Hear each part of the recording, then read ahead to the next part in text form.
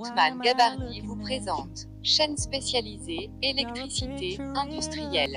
Cet article traite les différents types de démarrage des moteurs asynchrones triphasés.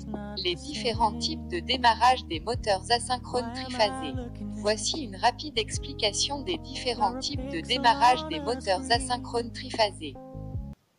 Pourquoi le démarrage des moteurs électriques asynchrones, les plus utilisés, est-il un problème? Lors du démarrage, l'intensité nécessaire à la mise en rotation du moteur à sa vitesse nominale peut atteindre 6 à 8 fois l'intensité nominale plaquée sur le moteur.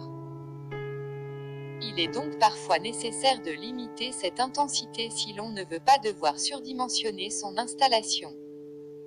Voici les 4 types principaux de démarrage d'un moteur électrique. Le démarrage direct. Le démarrage étoile-triangle. Le démarrage progressif, avec démarreur progressif, ou soft starter. Le démarrage avec variateur. Le démarrage direct. Pour un démarrage direct, il suffit d'un boîtier de démarrage classique, souvent vendu avec des protections thermiques. L'alimentation du relais de commande est prise entre deux phases ou entre phase et neutre. Elle présente un auto-maintien permettant au contacteur de rester collé après avoir lâché le bouton de commande.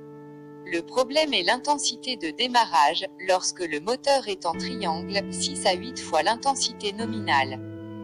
Le démarrage étoile-triangle. Afin de réduire l'intensité au démarrage, la solution peut être un démarrage étoile-triangle.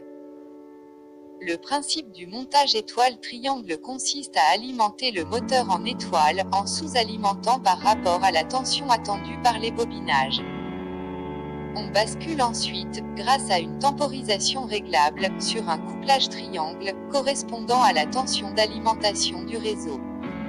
Ci-joint un plan électrique d'un démarrage étoile-triangle. Attention à bien respecter les principes suivants.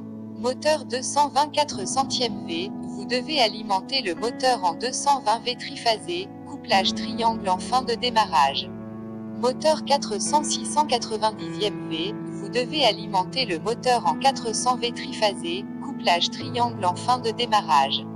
Le câblage doit être réalisé avec soin. Puisque le couplage s'effectue au niveau des contacteurs, il faut supprimer les barrettes de couplage du moteur.